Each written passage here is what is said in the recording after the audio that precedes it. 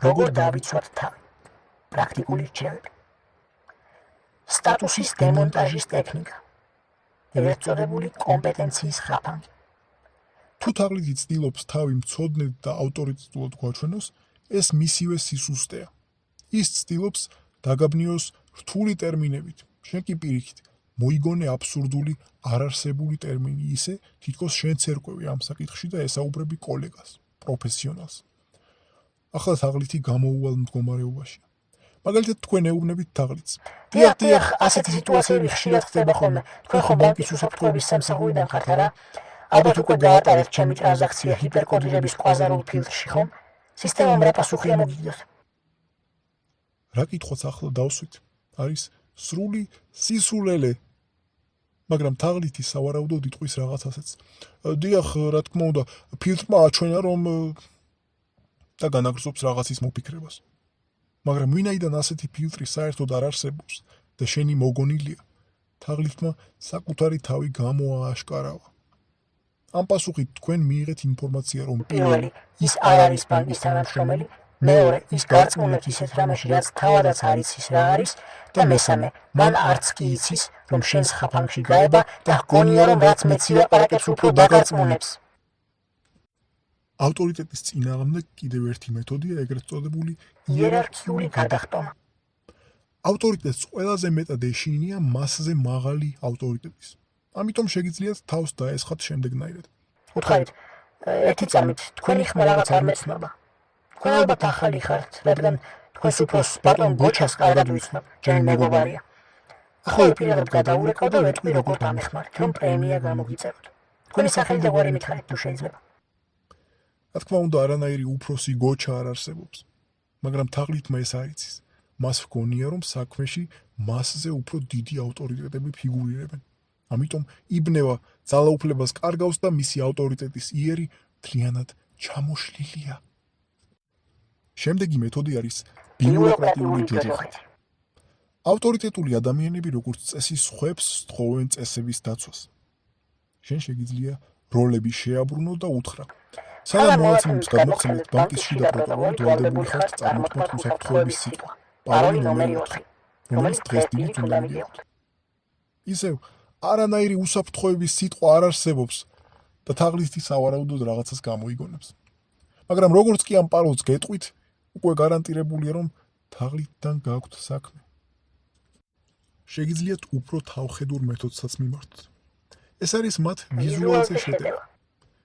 თუ ადამიანი კოსტიუმით ცდილობს საკუთარი სტატუსის შექმნას, შეგიძლია ასე შეუტიო. რა კარგი პიჯაკია, ზუსტად ასეთი ფორმები ურიგდებათ ჩვენს ბანკში სტაჟიორებს. თქვენ პირველ კვირაში ხართ, არა? ეს არის ფსიქოლოგიური დარტყმა მის ეგოზე. შენ მის სტატუსის სიმბოლოს, ანუ კოსტიუმს აუფასურებ და დაბალ საფეხურზე ჩამოყავს. არადა, ვინც ის რამდენი დრო დახარჯა ასეთი გარეგნობის შესაქმნელად. მოკლედ რომ ვთქვათ, ავტორიტეტის წინააღმდეგ ბრძოლის საუკეთესო გზა არ აღიარო მისი ავტორიტეტი. როგორ დავძლიოთ დეფიციტის პრინციპი? როცა თაღლითი გაჩქარებს და გეუბნება, რომ რესურსები იწურება და სწრაფად უნდა იმოქმედო, შენ მას შეგიძლია დაუპირისპირო კონტრდეფიციტი, ანუ შექმნა ყალბი დეფიციტი. ნაცვლად იმისა, რომ მის მიერ დაწესებულ დროზე ინერვიულო, შეუქმენი მას განცდა, რომ შენ ამ წუთში გასაკეთებელი გაქვს რაღაც კიდევ უფრო მნიშვნელოვანი.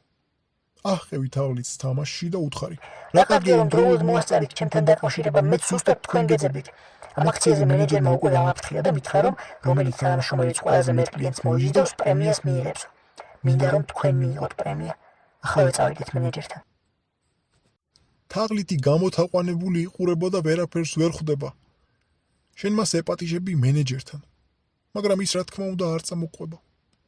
მაგრამ რატომ ყოყმანობს? რატომ არ მოყვებათ მენეჯერთან? ის რაღაც მიზეზს მოიგონებს, რომ არ შეუძლია ამ ადგილის დატოვება ან რაიმე მსგავსი. თქვენ კი ეკითხებით სახელსა და გვარს, რომ მენეჯერმა კლიენტის მოზიდვა მასზე გააფორმოს. ამით თქვენ მას უქმნით საპირისპირო დეფიციტს. თუ ის ვადას 5 წუთს გაძლევდა აქციის დასრულებამდე, შენ მას აძლევს 3 წუთს და ესაუბრები ისე, თითქოს მისსავე ინტერესებშია თავად იჩქაროს. შეიძლება იკითხო, ხომ შეიძლება მენეჯერიც ასევე თაღლითი იყოს? რა თქმა უნდა, მაგრამ ამას არანაირი მნიშვნელობა არ აქვს.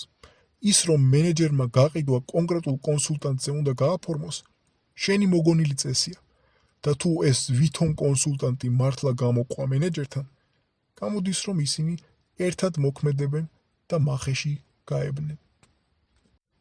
თუ ვინმე ტელეფონზე გიკავშირდება და ცდილობს დაგაჩქაროს, შენ შეგიძლია მას შეუქმნა ფსიქოლოგიური წნეხი. მისმენთ, თუ ამ ორ წუთში ვერ მოვასწრებთ და მე დავზარალდი, ეს თქვენი ნელი მუშაობის გამოა. ჩვენ საუბარს ვიწერ, თქვენი სახელი და გვარი მითხარით, რომ ზარალის ანაზღაურება ბანკმა თქვენ დაგაკისროთ. რატომ უფრო ადრე არ დამიკავშირდით? ეს მეთოდი მუშაობს, რადგან დეფიციტის შიში ახლა შენგან მასზე გადადის.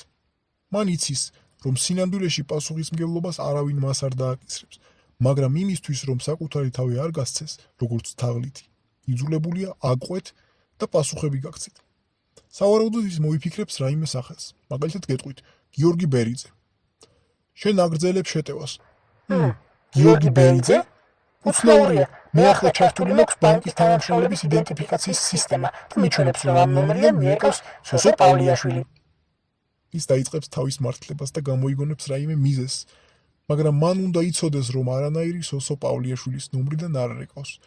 თანაც შენ ბანკის თანამშრომლების იდენტიფიკაციის სისტემა და წვდომა არ უნდა გქონდეს. თუმცა ვინაიდან ისიც წნეხის ქვეშ არის, ბევრ შეცდომას დაუშვებს და საკუთარ თავს გამოააშკარებს.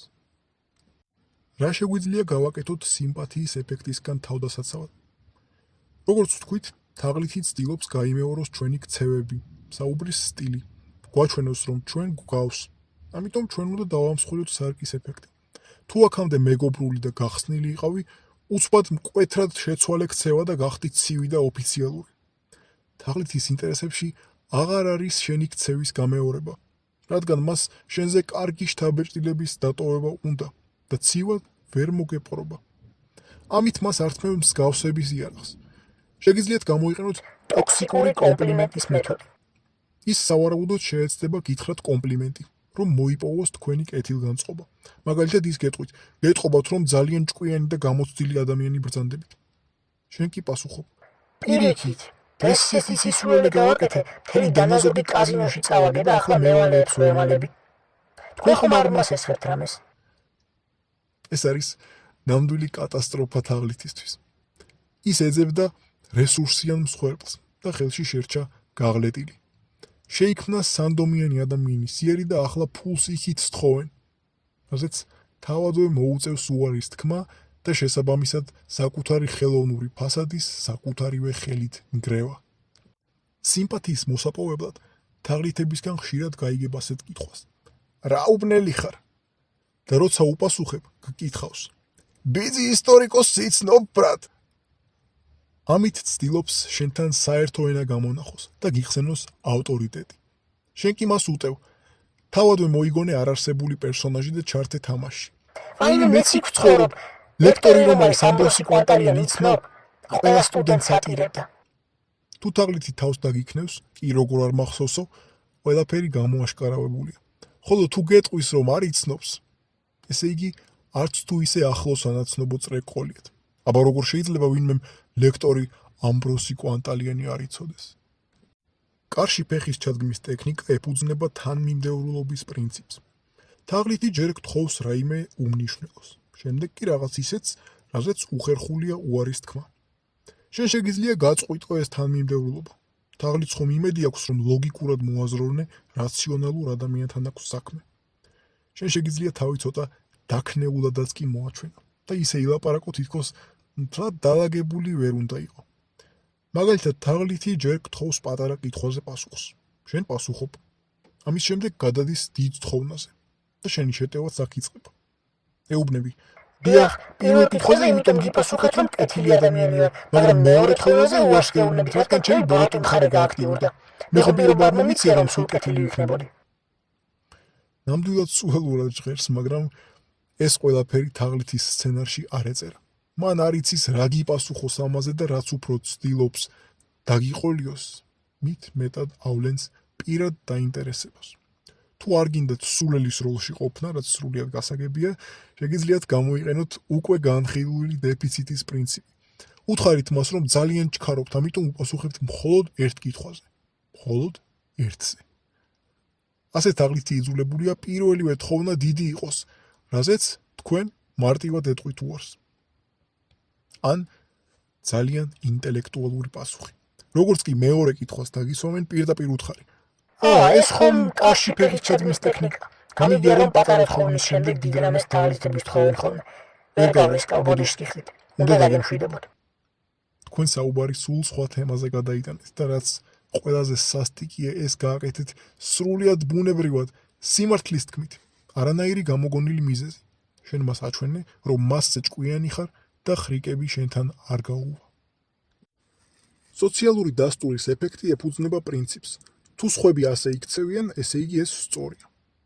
შენ შეგიძლია გამოიყენო ანტისოციალური დასტურის ან აბსურდული უმრავლესობის ტაქტიკა. თუ თაღლითი მოგიყვანს სტატისტიკას, ყალბ ციფრებს და გეტყვის, რომ უმრავლესობა ასე იქცევა, შენ ქმნი ალტერნატიულ რეალობას. მართლა? ყველა ასე იქცევა? აუცნაურია. მე ახლა ჩემს 5 მეგობართან ერთად ვზივარ. ყველამ მიიღო თქვენგან ზარი და ყველამ გადაწყვიტა, რომ ფული პოლიციის საცავში მიეტანათ. შენ მას უპირისპირებ რაღაც ახალ ჯგუფს, რომელიც შენთვის კიდევ უფრო მისაბაძია, ვიდრე მის მიერ მოყვანილი უმრავლესობა. შეგიძლია გამოიყენო ავტორიტეტის ეფექტი. იცით, ჩემს სამეზობლოში სულ პროკურორები და გამომძიებლები ცხოვრობენ. გუშინ ზუსტად ამ საკითხზე ვლაპარაკობდით. მითხრეს, როცა მსგავს რამეს გეტყვიან, მაშინვე გადმოგვირეკე და დაგვალაპარაკეო. შეიძლება თქვენს გატყუებენ და ამიტომ ვამბობ, არ მინდა შარში გაეხვეთ. თაღლით ურჩევნია თავი დაგანებოთ, ვიდრე პროკურორების წრეში მოხდეს.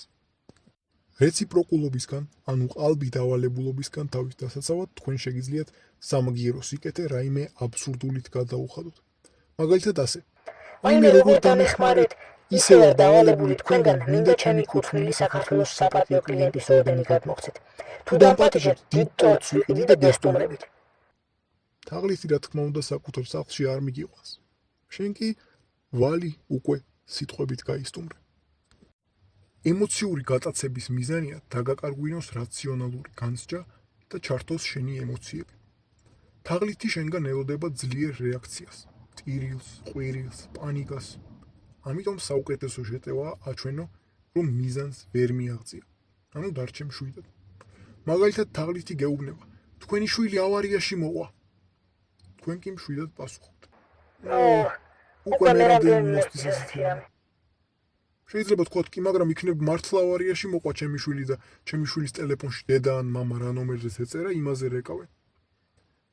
როგორც წესი, თუ ადამიანი დაშავებულია, მის ნაცნობებს ფულის გამოსაძალად არ ურეკავენ. აღმოუჩენენ დახმარებას, ეტყვიან რომელს ავადმყოფოშია გადაყვანილი და ყველაფერი ადგილზე გაირკვევა. თუ ვინმე უარყოფითი ამბის შემდეგ ფულის გადარიცხვა მოითხოვა, თითქოს ოპერაციას არ იწყებენ ექიმები, რადგან ფული არ არის გადახდილი, ეს არის ტყუილი. მაგრამ თუ ემოციებს აჰყევი, თაღლითი საწადელს მიაღწევს. თუ საქმე ფულს ეხება და გეუბნებიან, რომ შენი ბარათი იბლოკება, შენ შეგიძლია გახარებული ტონით უთხრა. მართლა, რა კარგია ეგ ბარათი დაწყევლილი იყო. ვინც მაგას გამოიყენებს, უბედურება მოხდება მის ცხოვრებაში. რაც ეცუ რაღაც ხუთი ლარი მქონდა. კოლექტიური ილუზიისას, როცა ყველა ჩუმადაა, გგონია რომ ყველა თანახმაა. მაგრამ იცოდე, ის რასაც შენ ეჭვობ, სხვების გონებაშიც ტრიალებს. იყვიროს ყველამ და ვიყვირებ მეც, ფიქრობს თითოეული მათგანი. ამიტომ ნუ დაელოდები სხვას. აიღე ინიციატივა საკუთარ თავზე. როგორც კი ერთი ადამიანი გამოთქვამს იმ აზრს, რაც ჯგუფში ყველას საკუთარ გონებაში ჰქონდა, კოლექტიური ილუზია ქრება. თუნდაც ხმა არავინ არ მოიყოს, ახლა ადამიანები მეტად ყურადღებით და ფრთხილად არიან. თაღლიც კი აღარ გამოსდის ყველას მოტყუება. მისი ჯგუფი გაიხლიჩა ორ ნაწილად, ვისაც სჯერა მისი და ვისაც არ სჯერა. როცა თაღლითი თავდაჯერებულად მსჯელობს, გამოიყენე პაუზები. ნუ იჩქარებ პასუხის გაცემას. როცა თაღლითი დაასრულებს საუბარს, უბრალოდ დარჩი ჩუმად. ისე თითქოს კიდევ ველოდები რაღაცის მოსმენას. ეს უხერხული სიჩუმე აიძულებს მას კიდევ რამე თქვას. ეს კი მის გეგმაში არ შედიოდა. ასე ძალაუფლება შენზე გადმოვიდა. როცა თაღლითი კითხვას გისვამთ და თქვენგან პასუხს ელის, ამ დროს აქცენტი თქვენზეა გადმოსული, ამიტომ პაუზა აქ არ გამოგადგებათ. ასეთ დროს შეგიძლიათ გასცეთ იმდენად მოკლე პასუხი, რომ თაღლითს საუბრის გაგრძელების ხელჩასაჭრელი აღარ ჰქონდეს. როგორც წესი, ის შეეცდება, რაც შეიძლება მეტი გალაპარაკოს, რომ შენგან მიიღოს ინფორმაცია და ის შენსავე საწინააღმდეგოდ გამოიყენოს. მაგრამ როცა სცემ მოკლე, კონკრეტულ და მტკიცე პასუხებს, ის იძულებულია საუბრის შესანარჩუნებლად კიდევ რამე მოიფიქროს და მუდმივ წნეხშია, რადგან ყოველ კითხვაზე პასუხს ორ წამში უბრუნებ და თუ ამავე ტემპით არ მოიფიქრა ახალი კითხვები, საუბარი მალე დასრულდება. როცა თაღლითი თავდაჯერებულია, მის წინააღმდეგ ვიყენებთ ტექნიკურ დესტაბილიზაციას.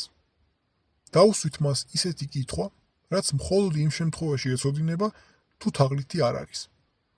მაგალითად, თუ ბანკის თანამშრომელი ხართ, მითხარით ჩემი ბოლო ტრანზაქციის ავტორიზაციის 6 ნიშნა კოდი. მას ეს კოდი არ აქვს. ამიტომ თავდაჯერებული ტონი წამიერად ქრება. ის კითხვის ნიშნის ქვეშ დგას. ქედმაღლური სიმშვიდის ტექნიკით თქვენ შეგიძლიათ გააუვნებელყოთ თაღლითის თავდაჯერებულობა. ბუნებრივია, რომ ის თავისი თავდაჯერებული საუბრით თქვენგან შესაბამის რეაქციას ელის. მაგალითად იმას, რომ თქვენ დაინტერესდებით, მაგრამ თქვენ აკეთებთ საპირისპიროს. თქნარებით ეკითხებით. ისევ ეს ისტორია, უკვე მესამედ მოვისმინე. კარგად ბრძანდებოდეთ. თუ არ გსურთ უხეში გამოჩნდეთ, შეგიძლიათ უბრალოდ უთხრათ, რომ ვერაფერი ვერ გაიგეთ და ძალიან გეჩქარებათ. ან ხშირად შეაწყვეტინეთ. მოკლედ გააკეთეთ ყველაფერი იმისთვის, რომ მის თავდაჯერებას არ ჰქონდეს თქვენზე გავლენა. ან შენ შეგიძლია გამოიყენო ზუსტად იგივე მეთოდი. თუ ის თავდაჯერებულად საუბრობს, შენ შეგიძლია კიდევ უფრო მეტად თავდაჯერებული გახდე და პირდაპირ შეუტიო. თქვენი დიქცია მართლაც შთამბეჭდავია, თუმცა თქვენი არგუმენტაციის ლოგიკური სტრუქტურა ვერ უძლებს ელემენტარულ კრიტიკას. მოდით პირდაპირ გადავიდეთ იურიდიულ პასუხისმგებლობაზე, რომელსაც ახლა იღებთ ამ ზარის განხორციელებით. თაღლითი დიდი ალბათობით ტელეფონს გათიშავს. როდესაც თაღლითი მსჯელობს საკუთარი ინტერესების საპირისპიროდ და გაჩვენებს თითქოს შენს მხარესა, მიიღე მისგან დახმარება და უთხარი. გმადლობთ, ახლა მე თვითონ გავაგრძელებ. თუ ადამიანი ნამდვილი დამხმარეა, ის ამ მადლობას მიიღებს და წავა. მაგრამ თაღლითს კონკრეტული ინტერესი აქვს, ამიტომ ყველანაირად შეეცდება თავად დარწმუნდეს, რომ ყველაფერს მართლა ისე აკეთებ, როგორც მას სურს. ეს ზედმეტი თავგამოდება ძალიან საეჭოა. ხოლო თუ მათყუარა გამყიდველთან გაქვთ საქმე, სავარაუდოდ ის მოიფიქრებს თავისი პროდუქტის საიდუმლო უპირატესობას. მაგალითად, ეს საათი წყალსაც უძლებს, ცეცხლსაც და მანქანით რო გადაუღარო იმასაც. თანაც მის შვილსაც ასეთი უკეთია. საერთოდ 100 ლარად ყიდის, მაგრამ შენ 50-ად მოგცემს. ვიდრე აღფრთოვანდებოდე, შენ შეგიძლია მას შემოწმება მოსთხოვო. თუ ეს საათი ყალბია, გამყიდველი მიზეზს მოიფიქრებს, რომ შემოწმებაზე უარი გითხრას. შენ კი საკმარისი საბაბი გაქვს იმისთვის, რომ სანდომიან გამყიდველს უარი უთხრა. რევერსული ფსიქოლოგიისგან დაცვა საკმაოდ რთულია, რადგან ის პირდაპირ შენს ქვეცნობიერზე, კერძოდ კი ავტონომიის მოთხოვნილებაზე მოქმედებს. აქაც ზომიერი პაუზაა საჭირო, რომ საწყისი ემოციის ეფექტი გადაილახოს და გადაწყვეტილება არა იმპულსურად, არამედ დაფიქრებით მიიღო. მაგალითად, როცა ვინმე გეუბნება, შენ მაინც ვერ შეძლებ ამის ყიდვასო, გაჩუმდი რამდენიმე წამით და დაუსვი საკუთარ თავს კითხვა. ახლა რომ ზუსტად ამ რაღაცის ყიდვა მოგინდა, ეს იმის გამო მოხდა, რომ ეს ნივთი ნამდვილად გჭირდება, თუ იმიტომ, რომ მას საპირისპირო გინდა დაუმტკიცო. თუ პასუხი მეორეა, შენ მანიპულაციის საფრთხეში ხარ. ასევე შეგიძლია კითხვა შეუბრუნო. საინტერესოა, რატომ ცდილობთ ჩემს გადარწმუნებას? რა ინტერესი გაქვთ? რომ მე ეს არ გავაკეთო. ყურადღების ცენტრი საკუთარი ემოციიდან ასე მის мотиваციაზე გადაგაქვს. ან კიდევ ერთი, როცა ვინმე გეუბნება, არა მგონი ამხელა პასუხისმგებლობა აიღო, უთხარი, მართალი ხარ. მეც ეგრე ვფიქრობ. სინამდვილეში შენ თავისუფალი ხარ იფიქრო, რაც გინდა ის, მაგრამ როცა მას ატყობინებ, რომ მის მომცდელობამ შედეგი ვერ გამოიღო, ის დაიწყებს სხვა მეთოდის გამოყენებას. გეტყვის, არა, მთლად ეგრეც არ არის საქმე. ხანდახან რისკი საუკეთესო გამოსავალია. ახლა უკვე ის შენს დარწმუნებას ცდილობს იმ საკითხში, რის საპირისპიროსაც ცოტა ხნის წინ გეუბნებოდა. რევერსული ფსიქოლოგია გიჩენს ორი არჩევანის ილუზიას. გააკეთო ის, რასაც გეუბნებიან, ან მისი საპირისპირო. მაგრამ არსებობს მესამე გზაც. შესთავაზე რაიმე ახალი. ასე თამაშის წესები შეიცვალა და მანიპულატორის გეგმა საფრთხეშია. ეგოს გამოფიტო პირდაპირ უკავშირდება სისხლში გლუკოზის დონეს. ამიტომ თუ ხედავ რომ ვიღაც ცდილობს შენი დაღლილობით ისარგებლოს, გააჩერე შუა საუბრისას და უთხარი. ძალიან საინტერესოა, მაგრამ ახლა უნდა ვჭამო. 15 წუთში გავაგრძელოთ. თაღლისთვის ეს ნამდვილი დარტყმაა. მას სჭირდება რომ შენ გადაწყვეტილება დაღლილზე მიიღო. პაუზა კი ნების ყოფით გმუხტავს და მის გეგმას წყალში ყრის. მეორე საშუალება ეგოს გამოფიტვის წინააღმდეგ არის გადაწყვეტილების გადავადება. უთხარით მოსაუბრეს. იცით, მე მაქვს წესი, ნებისმიერ შემოთავაზებაზე პასუხს ვამბობ მხოლოდ მომდევნო დღეს, ცივ გონებაზე. ახლა რაც არ უნდა მითხრათ, ჩემი პასუხი იქნება არა. მოდით, ხვალ 10 საათზე დამირეკეთ. გარდა ამისა, შეგიძლიათ გამოიყენოთ როლების გაცვლის ტექნიკაც. თუ ის გტვირთავთ ინფორმაციით, თქვენ დატვირთეთ კითხვებით. მოიცეთ, ეს ტექსტი ვერ გავიგე, თავი ნავიხსენთ. ახლა ეს მეორე, აი ეს ციფრი საიდან მოვიდა? ასე ის შენზე მალე გამოიფიტება. თანაც ადრე თუ გვიან მიხვდება, რომ საქმე წინ არ მიდის და ასე გაგრძელებას აზრი არ აქვს. და ბოლოს, რა შეგვიძლია გავაკეთოთ ჩაცმულობის წინააღმდეგ? როგორც ვთქვით, გარკვეული ფერები ადამიანს უფრო მიმზიდველს ხდის. წითელი ფერი ქვეცნობიერად ასოცირდება ადრენალინთან, საფრთხესთან ან მიმზიდველობასთან. ის ზრდის გულისცემას და აიძულებს ადამიანს უფრო იმპულსური იყოს. თუ კი მოსაუბრეს აცვია წითელი ფერის ტანისამოსი, მასზე შეტევა შენს გონებაში იწყება. შეხედე მას არა როგორც მიმზიდველ ადამიანს, არამედ როგორც სამუშაო ობიექტს. გონებაში მისი წითელი ტანსაცმელი გადააქციე რაიმე ბანალურ ფორმად. ამით შენ ცნობიერად ეწინააღმდეგები იმას, რაც შენზე ქვეცნობიერ ზემოქმედებას ისახავდა მიზნად. ასევე, ნუ უყურებთ ადამიანის ტანისამოსს, უყურეთ ფეხსაცმელებს ან ხელებს. თაღლითები ყველაზე დიდ რესურსს ფასადზე, ანუ ზედატანზე ხარჯავენ, მაგრამ მცირე დეტალებში ტყუდებიან. მაგალითად გაცვეთილი ან მტვრიანი ფეხსაცმელი, იაფფასიანი საათი, მოუწესრიგებელი ფრჩხილები და ასე შემდეგ. როცა თქვენ ყურადღება სხვა რამეზე გადაგაქვთ, თაღლითი ხვდება, რომ დაკვირვების ქვეშაა და მისი ელიტარული გარეგნობის ეფექტი ნამსხვრევებად იქცევა. არსებობს ასეთი ფენომენი, შარავანდედის ეფექტი, რაც გულისხმობს იმას, რომ ადამიანის ერთ თვისებას განვაზოგადებთ და ვფიქრობთ, რომ მისი სხვა თვისებებიც ასეთია. მაგალითად, თუ ადამიანი მიმზიდველია, მას შეიძლება მივაწეროთ ისეთი თვისებებიც, როგორებიც არის სიკეთე, მაღალი ინტელექტი ან თავდაჯერებულობა. ამ ეფექტის გადასალახად საჭიროა, რომ ჩვენი თითოეული წარმოდგენა ადამიანის შესახებ იყოს იზოლირებული, ისე რომ ერთი თვისება არ ახდენდეს გავლენას მეორის გაძლიერებულ აღქმაზე. მაგალითად, ნაცვლად იმისა, რომ დავაკვირდეთ ადამიანის გარეგნობას, დახუჭეთ თვალები 2 წამით და მოусმინეთ მხოლოდ მის ხმას. წარმოიდგინე, რომ ზუსტად ამ სიტყვებს, ზუსტად ამავე ტონით გეუბნება ვიღაც, ვინც საერთოდ არ მოგწონს. თუ მისი არგუმენტი ამ ფილტრის გარეშე საეჭვოდ ან სულელურად ჟღერს, ეს ნიშნავს, რომ მას მხოლოდ გარეგნობის გამო ენდობოდი. თუ თაღლითის დაბნეული სახის ნახვა გსურთ, პირდაპირ მიახალეთ მას. რა საინტერესო ფერის პიჯაკია, ზუსტად ასეთი ეცვა გუშინ ჩემს ნათესავს, რომელიც ციხიდან გამოვიდა. შენ აკეთებ სრულიად უადგილო შედარებას. მაგრამ მანიპულატორის იარაღი, ანუ ტანსაცმელი, უცბად გახდა მისივე დაცინვის ობიექტი, თანაც ისე, რომ შენი მხილება დაცინვის განზრახვაში შეუძლებელია. ყველაფერი, რაც აქ მოისმინეთ, შეგვიძლია ერთ უნივერსალურ დონეზეც დავიყვანოთ. თუ ადამიანი ზედმეტად ცდილობს თავი მოგაწონოს, ეს წითელი დროშაა. რა თქმა უნდა, არ არსებობს გარანტია, რომ ეს ადამიანი აუცილებლად თაღლითია, მაგრამ შენ მასში შეგაქვს ეჭვი. ეჭვი არ არის ცუდი. პირიქით, ეჭვი არის ხელსაწყო, რომლითაც ცდილობ მოიპოვო ნდობა. იცოდე, რომ ყველაფერს აქვს ფასი და ყველა ადამიანი რაღაცას ეძებს. თაღლითი არ უყურებს ადამიანს როგორც პიროვნებას, არამედ უყურებს როგორც საჭიროებების რუქას. ის სვამს კითხვას, რა აკლია ამ ადამიანს? ფული, აღიარება, სიყვარული? თუ რაიმეს დაკარგვის ეშინია. შემდეგ კი სწორედ ამ სუსტ წერტილებზე ამახვილებს ყურადღებას. როცა იცი, რომ თაღლითი შენს დეფიციტზე ნადირობს, პირველივე ზედმეტად მაცდუნებელ შეთავაზებაზე დასვი კითხვა. რატომ მაძლევს ეს ადამიანი ზუსტად იმას, რაც ასე ძალიან მინდა? სუსტი წერტილი ყოველთვის ემოციაშია და არა ლოგიკაში. თაღლითმა იცის, რომ ლოგიკურ ადამიანთან წააგებს. ამიტომ მისი მთავარი ამოცანაა გათიშოს გონება და გაიძულოს იმოქმედო იმპულსურად. ის ქმნის ფორს-მაჟორს, სასწრაფოა, ლიმიტირებულია, საფრთხეა, რომ გადაგიყვანოს საგანგებო შენთვის უჩვეულო რეჟიმში. ანუ ბნელ ლაბირინთში, საიდანაც გამოსასვლელი მხოლოდ თვითონ იცის. ამიტომ შენ იძულებული ხარ ბრმად მიჰყვე.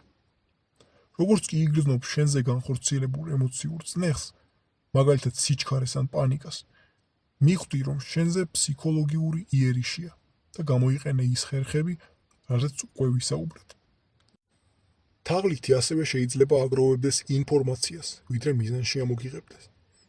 ის ათვალიერებს შენს სოციალურ ქსელებს, ნახულობს სად ისვენება, რა გიყვარს, ვინ არიან შენი მეგობრები. შემდეგ კი ამას ისე იყენებს საუბარში, თითქოს არ იცოდა და ეს ჩვეულებრივი დამთხვევაა. იაზროვნე თაღლითის გონებით. შეხედე საკუთარ პროფილს სოციალურ ქსელში და დასვი კითხვა. რა ინფორმაციას იძლევა ეს პროფილი ამ ადამიანის სისუსტეებზე. ვიდრე დაგემშვიდობებოდეთ, მაქვს თხოვნა. კომენტარებში ერთმანეთს გაუზიაროთ ფილმები, სერიალები, წიგნები ან ნებისმიერი რამ, რაც ასეთ საკითხებს ეხება. გმადლობთ ყურადღებისთვის.